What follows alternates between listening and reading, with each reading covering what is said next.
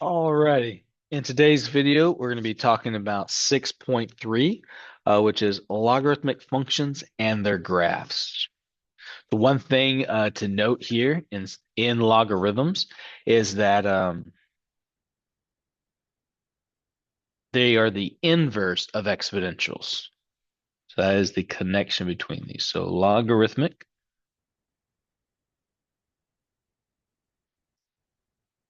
functions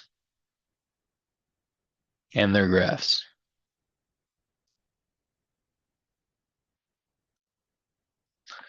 So a couple things again to note. Logarithmic functions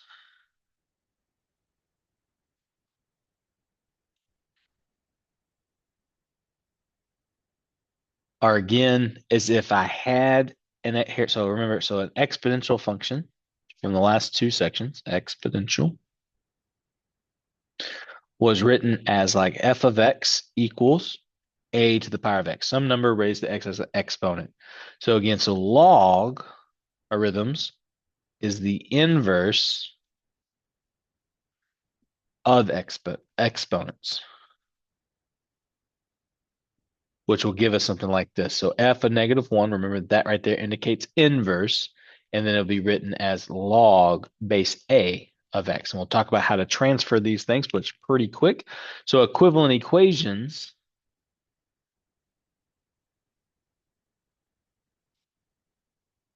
would be things like if I had x equals a to the power of y, it can be written as y equals log base a of x. And if I have it written like this, it can be written like this. So what you'll be doing in your homework is rewriting exponential functions into logarithmic functions and then logarithmic functions into exponential functions. And really what you're doing is you're taking these values and you're putting them in the respectful places, and that's it. There's like no actual work to do. Now, we do that at first to help us solve. So when we get to the solving part, like, all right, maybe if I have an equation that looks like this, I'm trying to solve for y, I might not know the answer. But then if I could rewrite it like this and I have a logarithm with no letter, I could be like, all right, I know what this answer is. So we do this to help it, to make it easier to solve these type of equations without having to depend on a calculator. So just like everything else, our graphing characteristics, nothing really changes on the effects of the number, just what the actual graph does.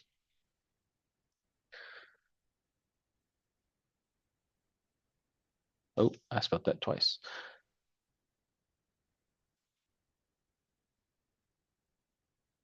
So again, exponential functions, here we had growth and stuff, and we had decay, and then we talked about, reflecting them, and they could be written like this, or they could be written like this, or any of those different types. But notice for all of them, they all had a horizontal asymptote in which they couldn't cross. Those all four have y equals 0, but we saw that moved. With a exponential function, sorry, with a logarithmic function, it is written like this. So you could have something like this, something like this, something like this, and even something like this. Oh, it's just written the same way. Hold on, let's see. So it'd be got increasing, decreasing, decreasing. So that's the increasing.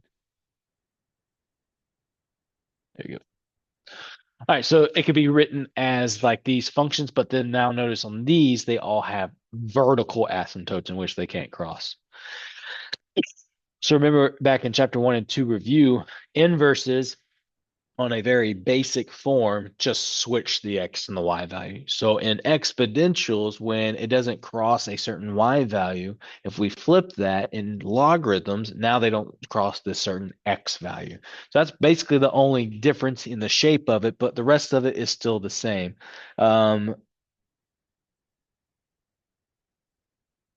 So see, let me write it out. So it would be like this. So f of x equals a log base b of cx minus h plus k. Again, we're not going to look at compression and shrinking quite yet, but we will look at it as negatives. So if A is less than 0, just like before, it's going to reflect across the x-axis.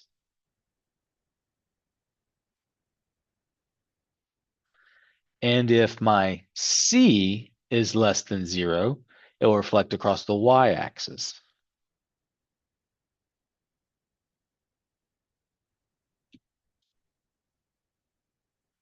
And just again, like before, if my H, it will deal with my shifts. And if it's negative, we'll go right. And if it's a positive, it'll go left. And then my K still to deal with my shifting. If I go positive, it'll go up. And if it's negative, it'll go down. One thing to note with this H though, so like with the exponential functions, my K, whatever the K value was my horizontal asymptote. But in this case with logarithms, my vertical asymptote will equal my H value. Just remember you do the opposite. Um, so if it's, a negative, it's really a positive. So there you go on that part. So nothing's changed other than, I guess, one more little note to make. The B here. So remember in the B and exponential functions, this value here dictates if it was increasing or decreasing. If B is greater than 1, it will be an increasing function. And if my B is between 0 and 1, it'll be I don't even know where I was going with that word. Let me redo that. I don't know where the T came from. So this will be an increasing. There you go. And this will be a decreasing. So again, increasing, an example of that would be something like this. Decreasing would be something like this. So that's all the characteristics of graphing. Then we have a few log rules as well. And those are, if I have log base A of 1, the answer is always 0. And it's because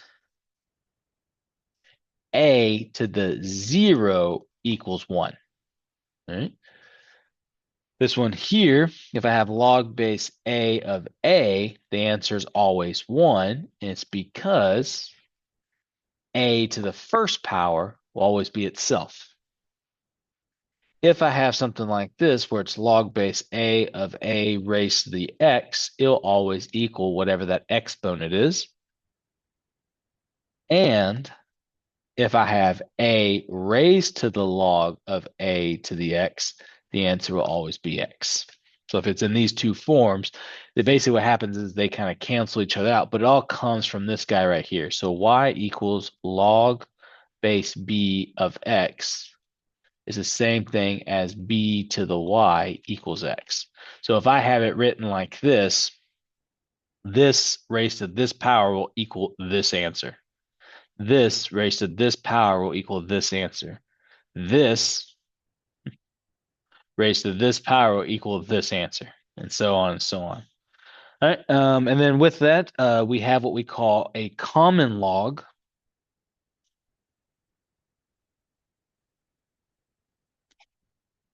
And it's usually just written as log x. What you need to know is if there's no number there, it's actually written as log base 10 of x.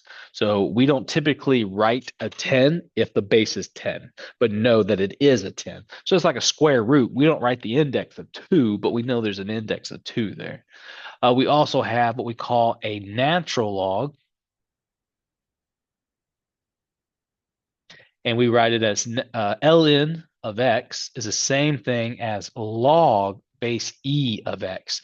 So when we're working these things out, a natural log will have a base e, but instead of writing it with a log e, we can just write ln of x. Same concepts. And they have very similar characteristics as well.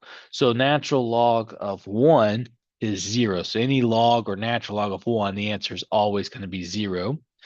Natural log of e would equal 1. And again, it's because the Base is an E, so it still follows this rule right here. If they're the base and what's inside it will always be 1. Also, if I have natural log of e to the x, the answer is just x, just like we saw here. And then if I was to have e to the natural log of x, it will also equal x because the base right there would be the same. All right, so it has the same characteristics of certain values, and then but just with the ln. All right, so with all that said, let's do some examples. So the first example we'll look at is number 1. And it says we're going to write the following equations in logarithmic terms. So here's 625 equals 5 to the 4th. Again, this is what we're trying to do. So log base b of x equals y is the same thing as base b of y equals x. So if it's written like this and I want it like this, so if it's an exponential form and I want it in logarithmic form, go ahead and start writing the log.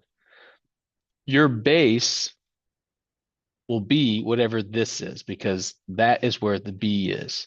So therefore, my base would be 5. What the function is would be what's inside. So that right there is the x and the x. So if it's equal to this, that is what my x is. So that'd be equal to 625. And then the last part of it is whatever it's raised to here will be what it's equal to in a logarithmic. So in this case, 4. And that's it. That's your answer. You're done. No solving, you're just rewriting. So just make sure you kind of understand where all these values go. All right. And in reverse, we'll look at number 17.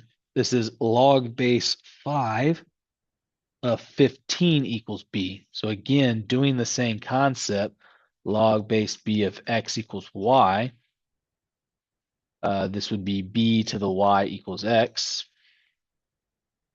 I'm now writing this in exponential function. So my b would be my base of both of them. So that'd be my 5.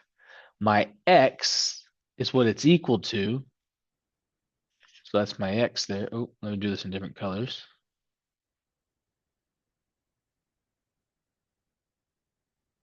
So again, my x here is what it's equal to. So that's my 15 there.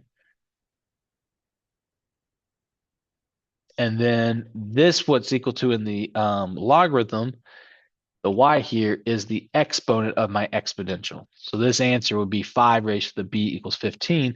Again, we're not solving it, we're just rewriting it. So if we also look at number 23, looking at a natural log of 2 equals x, you need to remember that there is an imaginary e right here. So when I rewrite it in the same format, it's going to be e raised to what it's equal to equals what the natural log was. And there you go. So even with the natural log, there's an imaginary e, so it can still be rewritten in exponential form. All right, the next thing we're going to do is practice graphing.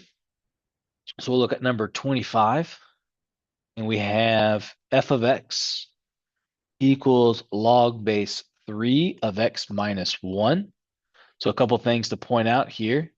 My 3, that's my b, is greater than 1, so it's an increasing function. My minus 1 there, that's going to be my h. That means it's going to go right 1 unit. So that means that my vertical asymptote is x equals 1. So here's my graph. So again, my parent function of a logarithm looks like this. This is what it looks like naturally, and it goes through 1. So I'm just going to go here, and then now right 1, now it's here.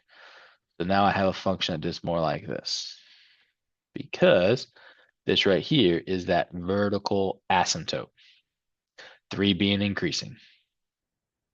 All right. The other thing I think it talks about is domain and range. The range of all logarithms are going to be all real numbers or negative infinity to infinity. but the domain will be restricted from wherever the vertical asymptote is. So in this case, this would be 1 comma infinity. I can't go past 1. Technically, this should be getting closer and closer, but you get the idea. All right, so let's look at another one. Let's look at number 26. This one says g of x equals log base 5 of x plus 2 minus 1. Again, I have a 5 here, so my b is equal to 5, which is greater than 1, which means it's increasing. My plus 2 means my h is 2, so I'm going to go left 2. And then my k is negative 1, so I'm going to go down 1. So again, I'm going to go ahead and write my, start off with that point. So I originally start at 1, then I'm going to go left 2, and then this point specifically will also go down 1. So this point will be right here, and then I'll have a vertical asymptote at negative 2. So x equals negative 2. So here's negative 2 right here. There's my point. I know it's increasing, so it's going to look something like this. So because I went down, I won't necessarily cross at negative 1 anymore. Right, and then there you go. Again, range, all real numbers. Domain will now be negative 2 to infinity. All right, let's look at another one. So if I look at number 27, this one's r of x equals log base 1/2 of x minus 3. All right, so again, looking at this, I see that my b is 1/2. So that's less than 1. So that means this is decreasing. And then I have a minus 3. So my h is minus 3. So that means I'm going to go right 3. And that means then my vertical asymptote is x equals 3. I think that's it. So here we go. So I now have, originally I was here. I'm going to go right 3. So 1, 2, 3. There's my new point. At 3, there's a vertical asymptote. It's a decreasing function, so it looks something like this. Next, in a more exponential form. So let me do that again. So like this. And it's not plateauing, it's just gonna be dramatic. Yours is multiple choice. All you gotta do is just determine which one looks like that. Again, range, all real numbers. Domain now will be 3 to infinity. All right, let's look at number 37. Again, this one, you get to pick a graph, but it's another one I want to go through. So this is f of x equals log base 2 of x minus 1. And there's a question in the homework that specifically is just asking for the asymptote. So what is my asymptote?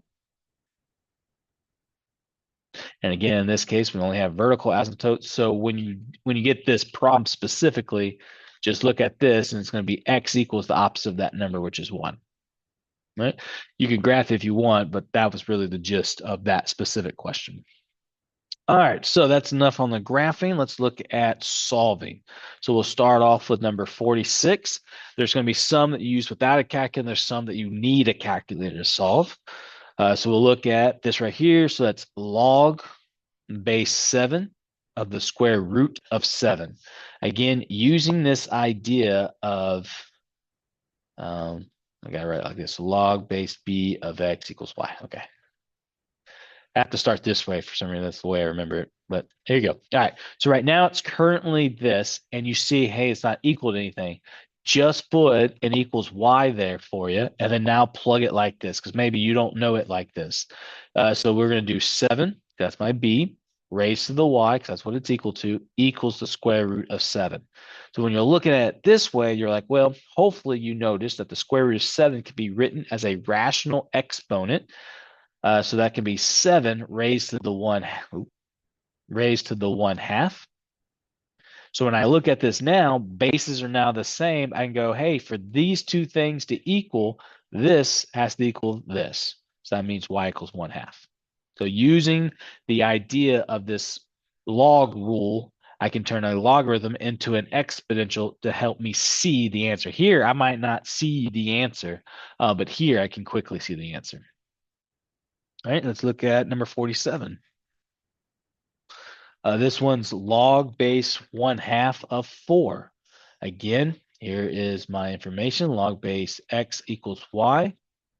You don't have to write this every time, but you can to help you just have it. So in this case, that's going to be 1/2. I want to put it equal to y. So I raise it to the y equals 4.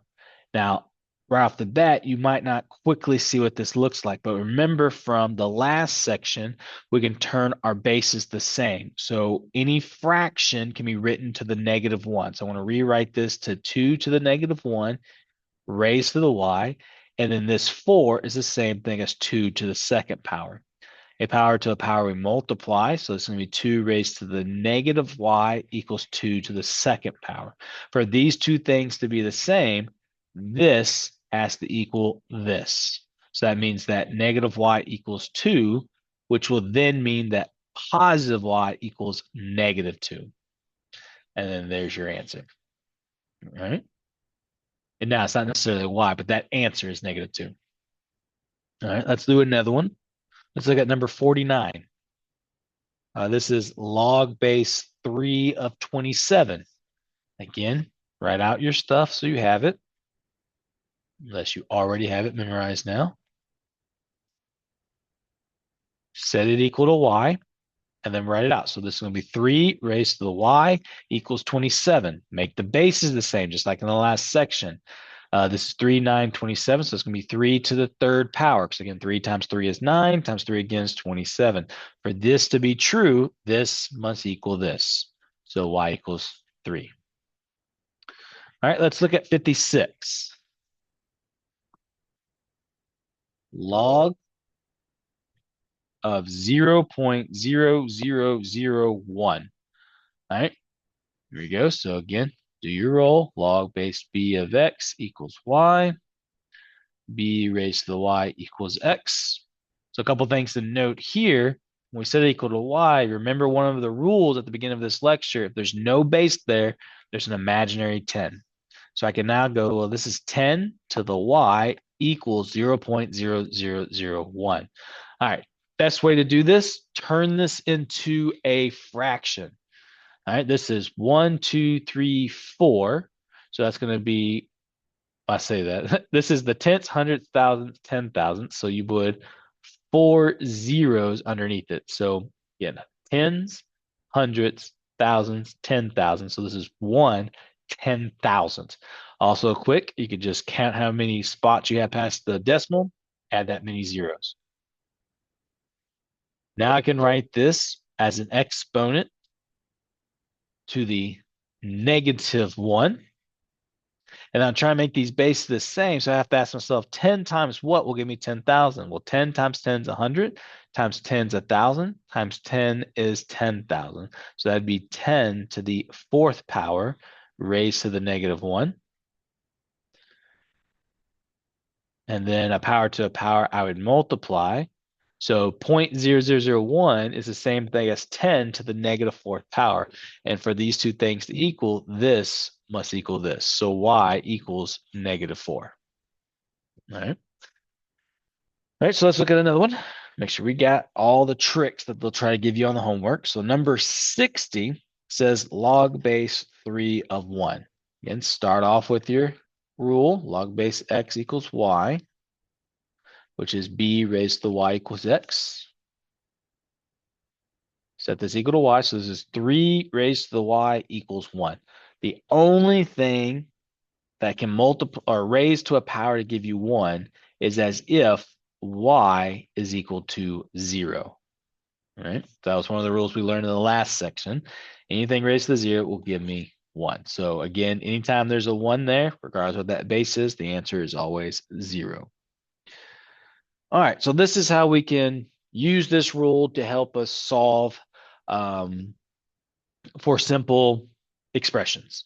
Let's look at actual equations now. So let's look at number 64. I get log base 16 of x equals 3/4. Now, again, we're going to try to use this without any calculator, and then I'll show you some that you'll need a calculator, but the solving doesn't change. Start off by writing your rule. Everything comes from this. So if you don't remember all those different facts that I gave you at the beginning of this lecture, it's okay because it all stems from these two facts. So here we go.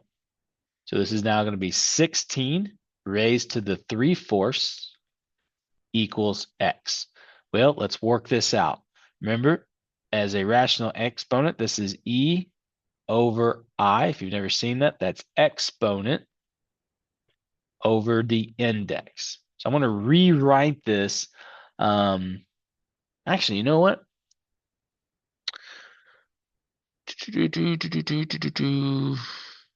I'm thinking too hard on it. Let's start in this process. Let's make this a prime number. So 16 would be the same thing as 2 times 2, which is 4, 8, 16. So that would be 2 to the 4th power raised to the 3/4 power, which is equals x. A power to a power we multiply, but if I multiply by 4 and I divide by 4, the 4s would cancel, and I'm now left with 2 to the 3rd power. I know what this result is. 2 to the 3rd power is 2, 4, 8. So my answer would be 8. Couple things to note. The way I was going about this one, I was about to write this as the index of, I was about to write the 4th root of 16 to the 3rd power, and then I was going to kind of go through that process. I was going to say, well, this is the same thing as 4 to the 2 to the 4th power of the 3rd power, and then this would have been 2 to the 12th power, and then the way you simplify is you divide. So 12 divided by 4 is 3, and I would have got to the same process, but it depends on which way you see it. But these are the same kind of concepts here. Like you say, again, the top is the exponent, bottom is the index. I think this way, once I saw it, this doesn't always work. That just so happened to be, I could see that it was going to be a 4. This process is the normal process you would probably take to try to simplify as best you can. All right. Also, once you get an answer, when it comes to equations, you do have to check it just like with our radicals. It can't be a negative or 0. It has to be greater than 0. So a square root can be 0, but a logarithm has to be greater than 0. And obviously, if I plug in 8, that's greater than 0, so that does work out. But had that been 0 or a negative number, when plugged back in, and I would have got that as a result, it would not have been the answer. Now, I don't think it really focuses on the extraneous situations, but something to definitely keep in mind in our future answers. All right, 2 more.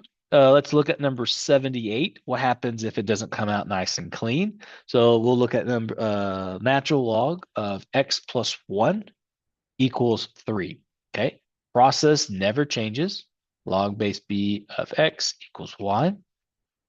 So b of y equals x.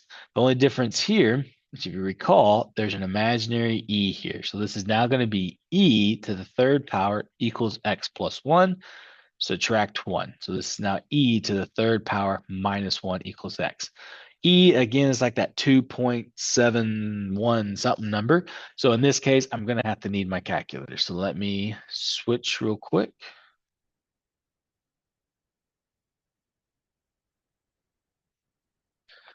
All right, so when I'm over here, I'm going to go to calculator, and then I will type in, it was e to the 3rd. So remember the button over here to the left, e to the 3rd minus 1. And there's your answer. So come back over here.